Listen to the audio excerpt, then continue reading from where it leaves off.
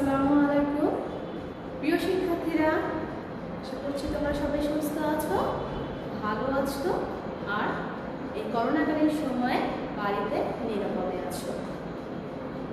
শুরু হতে যাচ্ছে আমাদের Khulna collectorate public school and কলেজের সপ্তম শ্রেণীর ইংরেজি দ্বিতীয় পত্র অনলাইন ক্লাস।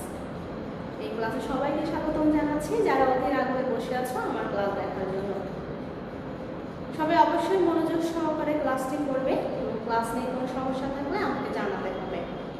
আমরা প্রিপোজিশন শুরু করেছিলাম, এরই ধারাবাহিকতায় আমরা আজকে আরও কিছু প্রিপোজিশনে ব্যবহার করব। তাহলে চলো আমরা ক্লাস শুরু করি।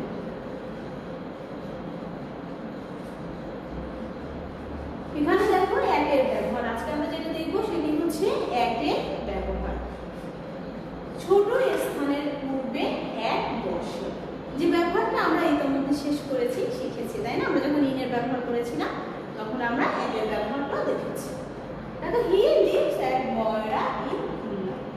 একটা ছোট স্থান বলতে যেটা বোঝাবে মানে হচ্ছে যদি একটি বাক্যের মধ্যে দুটি স্থান দেওয়া থাকে সেক্ষেত্রে অপেক্ষাকৃত ছোট স্থান তার পূর্বে আমরা এক বসাবো।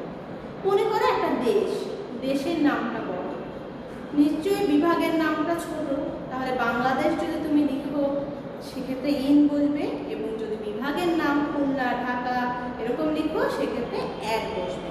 আমি একটি উদাহরণ দিয়েছি, এখানে যেমন দেখো আমি একটি বিভাগ দিয়েছি এবং সেই বিভাগের অন্তর্গত একটি জায়গার নাম দিয়েছি, তাহলে নিশ্চয়ই বিভাগের নামের থেকে জায়গার নামটি ছোট, এবং এই দুটি যে স্থান আছে এই স্থানটার মধ্যে অপেক্ষাকৃত ছোট হচ্ছে এই জায়গার নাম ময়রা। তাহলে আমি লিখেছি হি লিভস এট ময়রা ইন খুলনা, সে খুলনার ময়রায় বাস করে।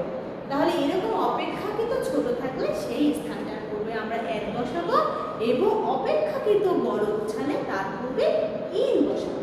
এবং দেখো আমার নাউনের যে প্রিপোজিশনের যে বেসিক যে আইডিয়াটা ছিল, বেসিক আইডিয়া, সেটা হচ্ছে কি নাউন বা প্রোনাউনের পূর্বে বসছে। খুলনা একটা নাউন, এই নাউনের পূর্বে ইন বসেছে, এবং ময়রা একটি নাউন, নাউনের পূর্বে এক প্রিপোজিশন বসেছে।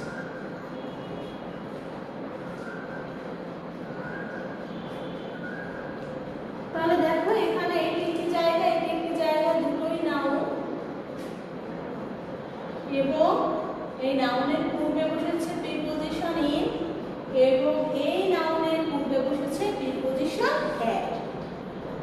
এবার আমি যখন নেক্সট রুলসে দেখি, ঘড়ির কাঁটার নির্দিষ্ট সময়ের পূর্বে এক বসে। ঘড়ির কাঁটা বলতে আমরা সাধারণত কি এম পিএম দিয়ে প্রকাশ করা হয়, আবার ও ক্লক দিয়েও আমরা বাক্য গঠন করতে পারি। তাহলে আমার দেখতে হবে যে আমার সেন্টেন্সের ভিতরে কোথাও এম বা পিএম দিয়ে কোনো সংখ্যা লেখা আছে কিনা ঘড়ির সময়, অথবা ও ক্লক দিয়ে কোনো শব্দ দেওয়া আছে কিনা, কোনো সময় দেওয়া আছে কিনা। তাহলে দেখো এখানে 9 AM এর পূর্বে এক বসিয়েছি, তাহলে যেহেতু এটি ঘড়ির কাঁটার সময় এর জন্য আমরা এক বসাবো ঘড়ির কাঁটার সময় পূর্বে। এবার দেখো কিছু সময় আছে, কিছু ফ্রেজ আছে যেটা সময়ের, সেই ফ্রেজগুলা ওভাবেই হচ্ছে এক প্রিপোজিশন সহ গঠিত হয়। যেমন দেখো শুধু ড্রন বললে হবে না, এক ড্রন, এটি একটি ফ্রেজ। এক ড্রন অর্থ হচ্ছে ভোর, ভোরবেলা। আই গেট আপ এট ড্রন, আমি ভোরবেলা ঘুম থেকে উঠি। আমাদের daily activities, your daily activities composition বা প্যারাগ্রাফ আকারে যদি কখনো আসে আমরা এই বাক্যটি কিন্তু লিখতে পারি। আমরা সাধারণত যেটা করি আমরা লিখে থাকি যে I get up early in the morning, সেটা আমরা সবাই জানি, সব স্টুডেন্টরা মনে করে এই বাক্যটি লিখলো। কিন্তু কোনো শিক্ষার্থী যদি লেখে আই গেট আপ এট ডন, তারটা একটু এক্সেপশনাল হলো এবং তার লেখাটা স্ট্যান্ডার্ডও হলো, তখন এই এট ডনটা খুব সুন্দর একটা এক্সপ্রেশন, এটা আমরা ফ্রি হ্যান্ড রাইটিংয়ে ব্যবহার করতে পারি, তাই না? ভাবে আমরা অল্প অল্প করে নতুন নতুন শব্দ শিখব, তাহলে এটা দিয়ে তুমি সুন্দরভাবে বাক্যটি গঠন করতে পারো যে I get up at dawn. এরপরে দেখো অ্যাট ডাস্ক। অ্যাট ডাস্ক হচ্ছে গোধূলি, গোধূলি বেলা। He will meet me at dusk, যে সে আমার সাথে গোধূলি বেলায় দেখা করবে। অ্যাট নুন, অ্যাট নুন মানে দুপুর বেলা। They go to gym at নুন,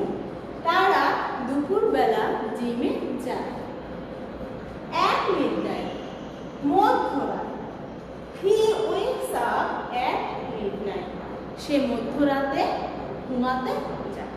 তাহলে এভাবে প্রিয় শিক্ষার্থীরা আমরা এটা ব্যবহার করতে পারি। আর একটা আছে অ্যাট নাইট, যেহেতু আমার এখানে স্পেস নেই আমি মুছে দিব, কিন্তু তোমরা নোট ডাউন করার সময় এই নিচে লিখে নিবে অ্যাট নাইট মানে রাতে।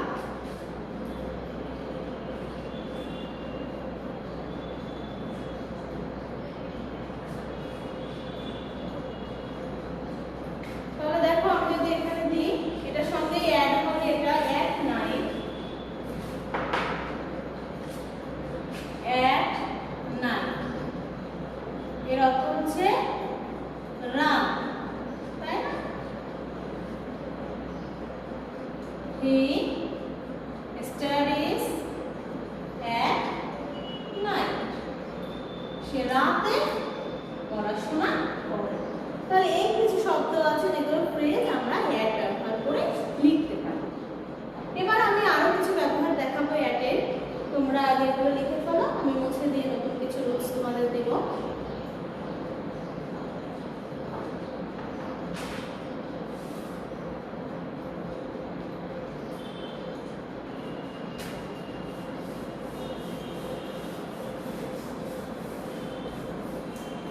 কোনো দিকে লক্ষ্য করা বোঝালে অ্যাট বসে, সেটা কি আমাদের একটু বুঝতে হবে।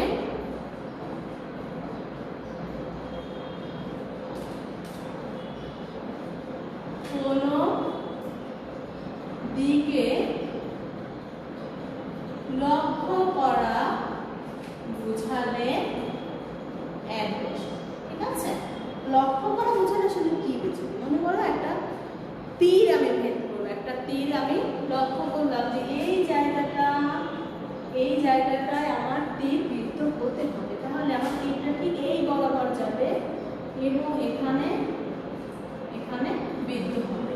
তো এরকম যদি একটা কোনো পয়েন্ট থাকে যে জায়গাটা আমরা যখন হচ্ছে যে কোনো কিছু মনে করো একটা পাখিকে তুমি তীর ছুড়বে বা আমরা বন্দুক দিয়ে যদি শিকার করি কোনো কিছু, সেক্ষেত্রে কি হয় সেই বস্তুটির দিকে আমরা একটা টার্গেট, একটা মানে লক্ষ্য ঠিক করি, একটা তাক ঠিক করি যে ওই জায়গাটায় আমাকে তীর ভেদ করতে হবে, ওই জায়গাটা আমার বন্দুকের গুলি লাগতে হবে। তো সেরকম যদি অর্থে আমরা অ্যাট ব্যবহার করতে পারি। এবং সেই শব্দটা হচ্ছে এইম অ্যাট। এইম অ্যাট শব্দের অর্থ হচ্ছে লক্ষ্য, এইম অ্যাট মানে লক্ষ্য। এই শব্দটা আমরা একটু খেয়াল করি, এইম অ্যাট লক্ষ্য যখন বলবো সেক্ষেত্রে জ ফলাটা আসবে। আমরা অনেকে বানান ভুল করি, আমরা একটু সতর্ক থাকলে বাংলা বলো বা ইংরেজি বলো বানানটা সঠিক করে লেখা সম্ভব। এখানে দেখো লক্ষ্য খির সঙ্গে আমি জ দিয়েছি, খির সঙ্গে আর একটা শব্দ আছে লক্ষ্য। এটা হচ্ছে কি, এটা গণিতের ভাষা, একটা অঙ্ক, তাই না? একটা ডিজিট বোঝাচ্ছে, একটা অঙ্ক বা ডিজিট বোঝাচ্ছে, সেটার বানানের সঙ্গে কোনো কিউ নেই। তাহলে এই হচ্ছে এই দুটি শব্দ, হ্যাঁ? এইটা এটা হচ্ছে মানে টার্গেট, যেটাকে বলি তোমার টার্গেটের যে লক্ষ্য বস্তু যে পয়েন্ট, সেটা হচ্ছে থিওরি। আর আমরা যেটা লিখি লক্ষ্য, যেটা আমরা গণিতে ব্যবহার করি অঙ্ক, সেটাই হচ্ছে আমরা এই থিওটা দিব। এই হচ্ছে এই দুটোর মধ্যে পার্থক্য। এবার আমরা বাক্য লিখতে পারি, মনে করো যে সে তার যে বন্দুকটি একটি পাখিকে লক্ষ্য করে, একটি পাখিকে তাক করলো, তাহলে কিভাবে লিখতে পারি? He aims the bird at the gun, তাই না? গান মানে হচ্ছে বন্দুক। তাহলে আমরা বলতে পারি না যে সে পাখিকে লক্ষ্য করলো তার বন্দুকে।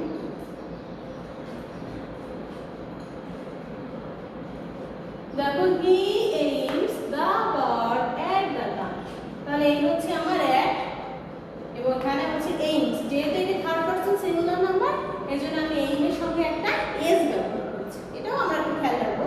আমরা জানি, অনেকেই জানি যে থার্ড পারসন সিঙ্গুলার নাম্বার হলে ভার্বের সঙ্গে s বা es, কিন্তু যখন আমরা কোনো বাক্য লিখি তখন ভুলে যাই। এজন্য এই ছোটখাটো বিষয়গুলো যদি একটু খেয়াল করি, বানানোর দিকে সতর্ক থাকি আর গ্রামারের বিষয়টায় সতর্ক থাকি, তাহলে ভুল হওয়ার সম্ভাবনা অনেকাংশে কমে যাবে।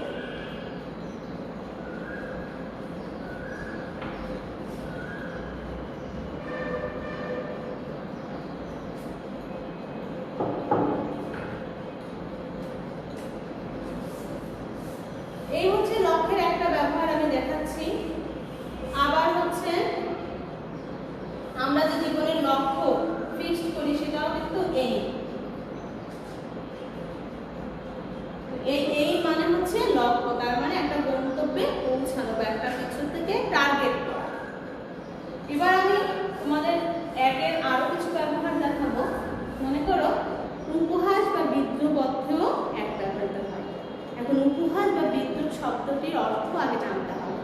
এটা হচ্ছে laugh at, laugh LAUGH, laugh at, laugh at মানে উপহাস বা বিদ্রূপ করা।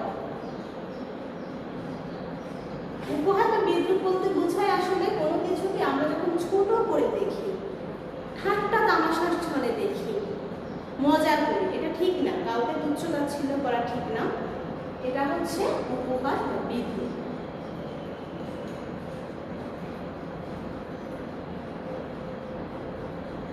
এখানে দেখো we should not laugh at the poor, যে গরিবদের দেখে আমাদের উপহাস বা বিদ্রূপ করা উচিত। সেক্ষেত্রে লাভ অ্যাট শব্দটি ব্যবহার। আবার কোনো কিছুর মূল্য নির্ধারণও কিন্তু অ্যাট ব্যবহৃত হয়। সেটি মূল্য নির্ধারণ বলতে কি বোঝায়? মূল্য নির্ধারণ বলতে মনে করো আমরা যখন কোনো কিছু কেনাকাটা করতে যাই, যে চালের দাম কত করে, তেল কত করে, তাই না? এই যে দাম যে জিজ্ঞেস করি, প্রাইস যেটাকে বলি, সেটি হচ্ছে মূল্য বা নির্ধারণ। তাহলে আমরা বলতে পারি যে মূল্য নির্ধারণে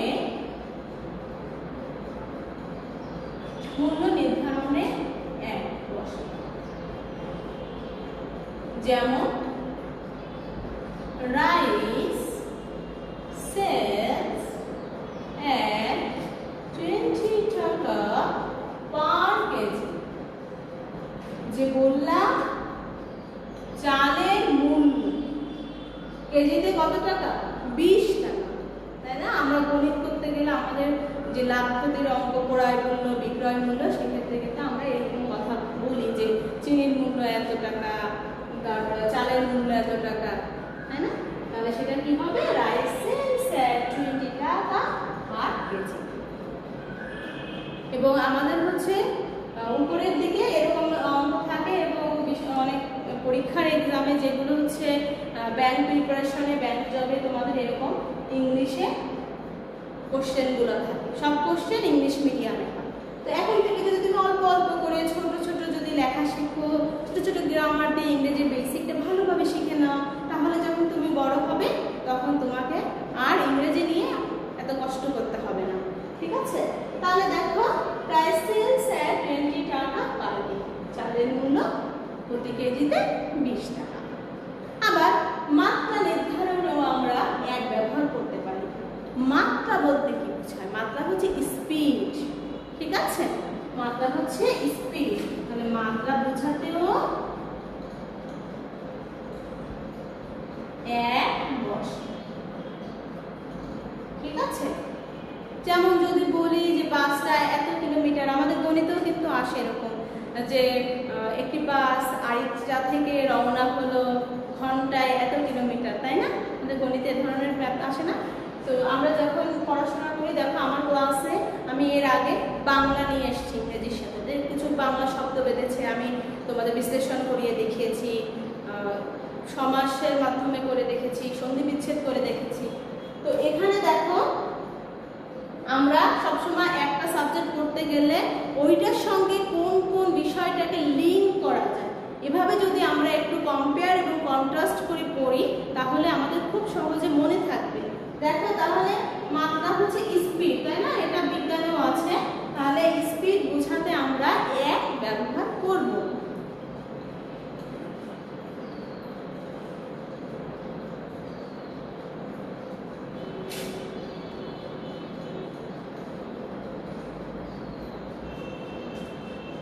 The course runs at 60 miles an hour. যে কোর্সটি ঘন্টায় 60 কিলোমিটার বেগে যায়। এটা তুমি বাসে দিতে পারো, যেভাবে তুমি সেন্টেন্স সাজাতে চাও, বাংলা যেভাবে তুমি চিন্তা করবে ঠিক সেভাবে তোমার ট্রান্সলেশনটা আসবে। The bus runs at 60 miles an hour. যেটা বললাম যে বাসে 60 কিলোমিটার ঘন্টায় 60 কিলোমিটার বেগে যায়। ঘন্টায় মানে হচ্ছে প্রতি ঘন্টায়, এক ধরে করতে হয়, 1 ঘন্টায়।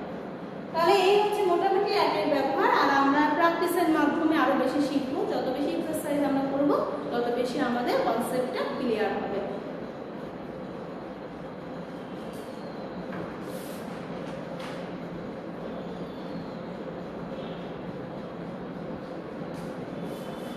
এবার দেখো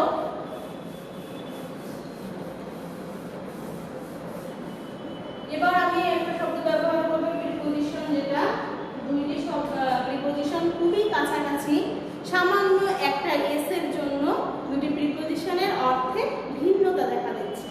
তাহলে চলো সেই প্রিপজিশন দুটো কি। প্রথমে আমি লিখব, একটা শব্দ লিখছি beside, আর একটা লিখলাম besides।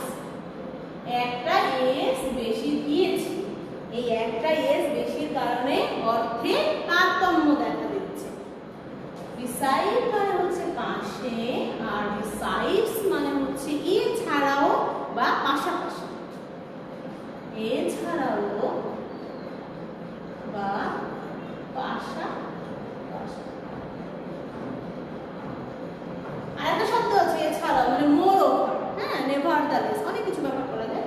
তো মোরওভার দিয়েও হচ্ছে এটি করা যায়, কিন্তু মোরওভার প্রিপজিশন না, যেহেতু আমি প্রিপজিশনের ব্যবহার শেখাচ্ছি, প্রিপজিশন নিয়ে আলোচনা করব।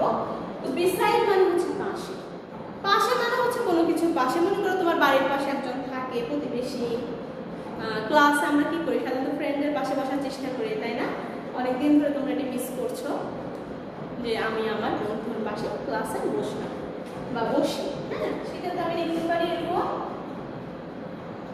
I sit beside my friend, যে আমি আমার বন্ধুর পাশে বসি।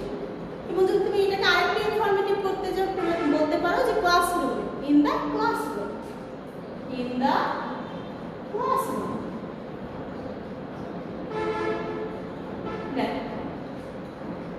তাহলে এই হচ্ছে বিসাইড। এবার বিসাইডস যেটা বলেছি পাশাপাশি বা এছাড়া, মনে করো তুমি বলতে পারো যে একটা মেয়ে যেরকম মেধাবী এবং সে ভালো কবিতা আবৃত্তি করতে পারে। তো আমি একটা বললাম যে বাঁধন is an intelligent student, besides this she sings well. যে তার একটা গুণের কথা বললাম, যে এই গুণটার পাশাপাশি, মেধাবী হওয়ার পাশাপাশি সে একজন ভালো সিঙ্গার। তাহলে এই কথাটা যখন আমি ইংরেজিতে ট্রান্সলেট করব, সেক্ষেত্রে আমি বিসাইডস শব্দটা ব্যবহার করব। মনে করো এখানে লিখলাম বাঁধন ইজ অ্যান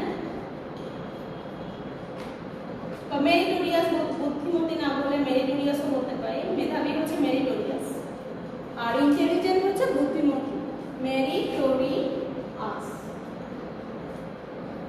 সরি, এর হবে ইজ আ মেরিটোরিয়াস গার্ল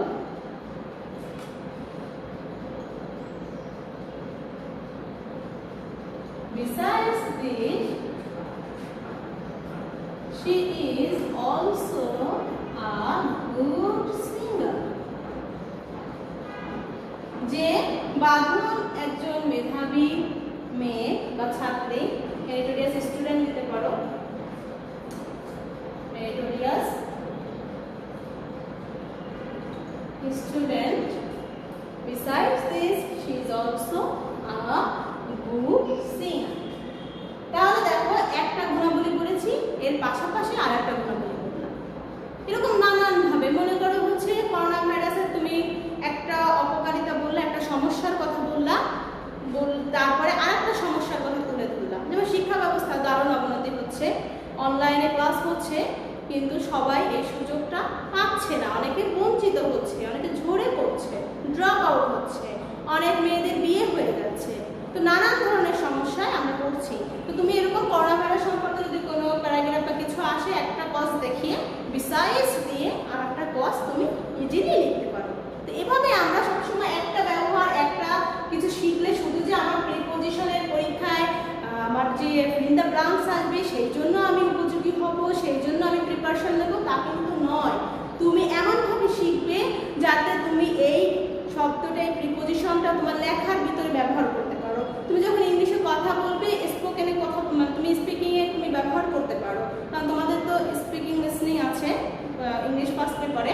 এই জন্য একটা বেসিক এমনভাবে শিখতে হবে যেখানেই আসুক, যেভাবেই আসুক, যে পরিস্থিতিতেই আসুক, আমি যেন ফেস করে আসতে পারি। আমাদের এরকমই ইন্টেনশন থাকবে এবং সেই লক্ষ্য নিয়ে আমরা ক্লাস করব। তাহলে দেখো বিসাইড এবং বিসাইডস এর ব্যবহার আমি তোমাদের দেখালাম।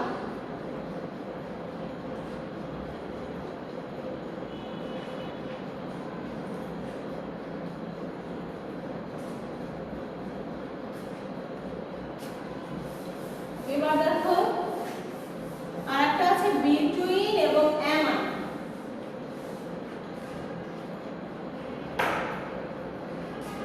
বিটুইন হচ্ছে দুইয়ের মধ্যে,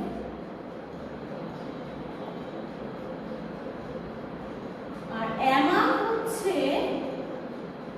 মানে 3 থেকে শুরু হবে, দুইয়ের মধ্যে হবে না, শুরু হবে 3 থেকে, 3 বা ততোধিক। তার মানে আমরা এক কথায় বলতে পারি অনেকের মধ্যে, অনেকের মধ্যে।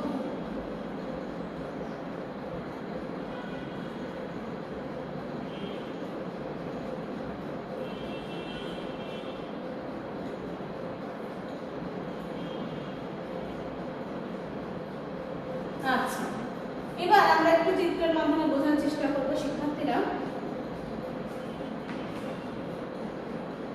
এখানে দেখো, মনে করে এখানে কিছু পাত্রে কিছু খাবার আছে বা কিছু আম আছে। এই আমটা এই দুইটা ছেলের মধ্যে ভাগ করে দেওয়া হবে। তো এরকম দুইজনের মধ্যে যদি আমরা কোনো কিছু ভাগ করে দিই, বন্টন করি, সেক্ষেত্রে আমরা ব্যবহার করব between.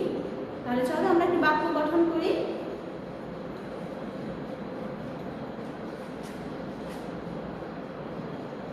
These mangoes will be divided between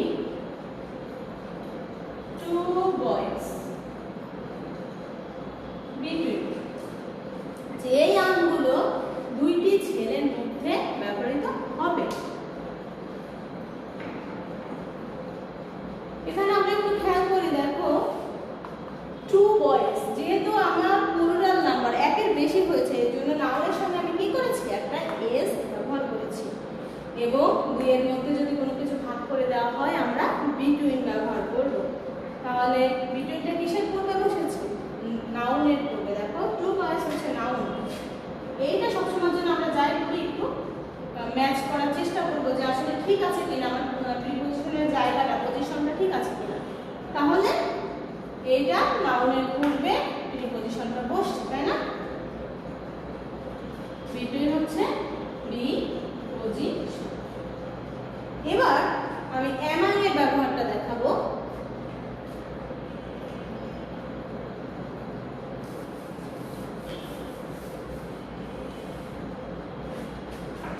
এবার মনে করে এই আমগুলো কয়েকজন লোকের মধ্যে ভাগ,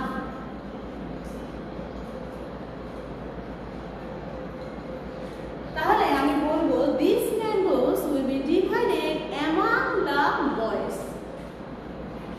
These mangoes will be divided among the boys. বা এখানে তুমি among 4 বা 3 বা many boys এরকম কিছু অ্যাডজেক্টিভও অ্যাড করতে পারো। সেটা তোমার বাক্যের উপর ডিপেন্ড করবে যে তুমি কি বাক্য বা কি কথা লিখতে চাচ্ছ। তাহলে দেখো these mangoes will be divided among the boys। অবশ্যই among প্রিপোজিশন কোথায় বসছে, নাউনের ঠিক পূর্বে বসেছে। ঠিক আছে, তাহলে আমরা নিঃসন্দেহে বলতে পারি among হচ্ছে একটা প্রিপোজিশন।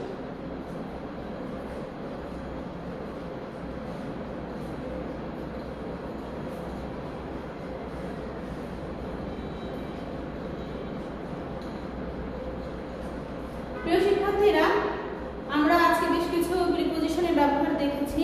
আমি একটা ছোট্ট হোমওয়ার্ক দিয়ে দেবো তোমাদের জন্য এবং আশা করব আমার প্রত্যেক শিক্ষার্থী প্রিপোজিশনের ক্লাসটা আবার ভালো করে দেখবে, বুঝে তাহলে চলো একটু হোমওয়ার্ক আমি দিয়ে দিচ্ছি।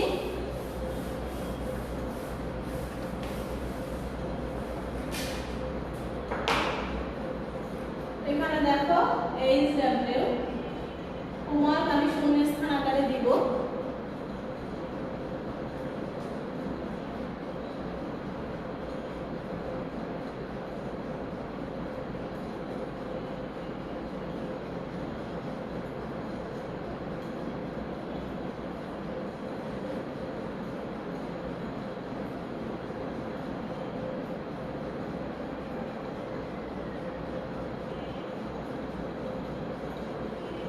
He aimed the bird that the gun.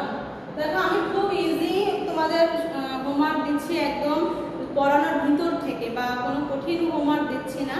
তো আমি আশা করব তোমরা সবাই হোমওয়ার্কে জমা দিবে। দেখো he aimed the bird that the gun, এটা আলোচনা হয়েছে, আলোচনার ভিতর থেকেই দিচ্ছি আমি। এবার দেখো আরেকটা,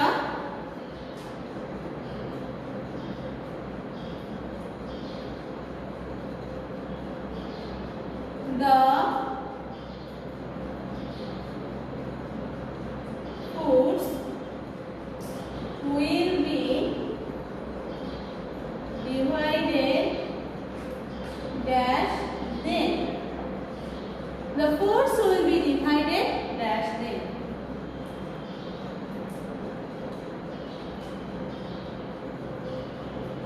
Mr. Rohim sat dash me in the railway station.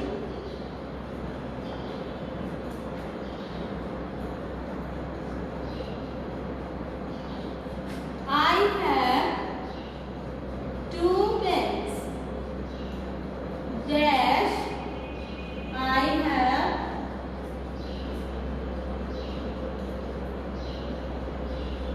3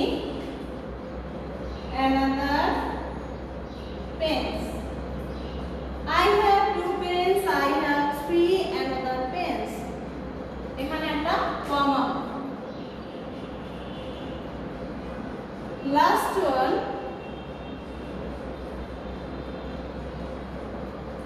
the train runs dash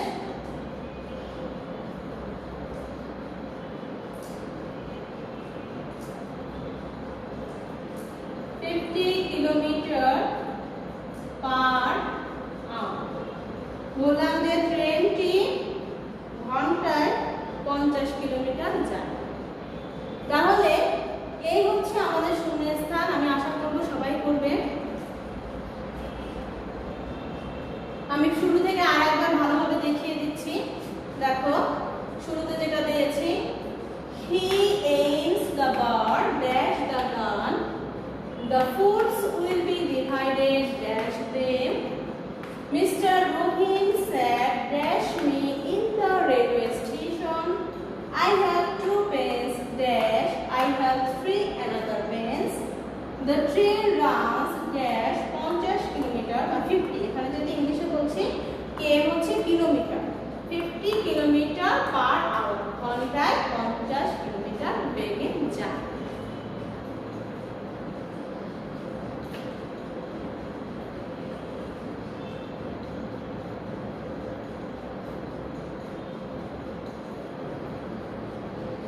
প্রিয় শিক্ষার্থীরা, আজ এ পর্যন্তই। সবাইকে ধৈর্য ধরে ক্লাস দেখার জন্য অসংখ্য ধন্যবাদ। আগামী ক্লাসে আবার দেখা হবে। তো সেই পর্যন্ত সবার সুস্থতা এবং মঙ্গল কামনা করে আজকের ক্লাস এখানেই শেষ করছি।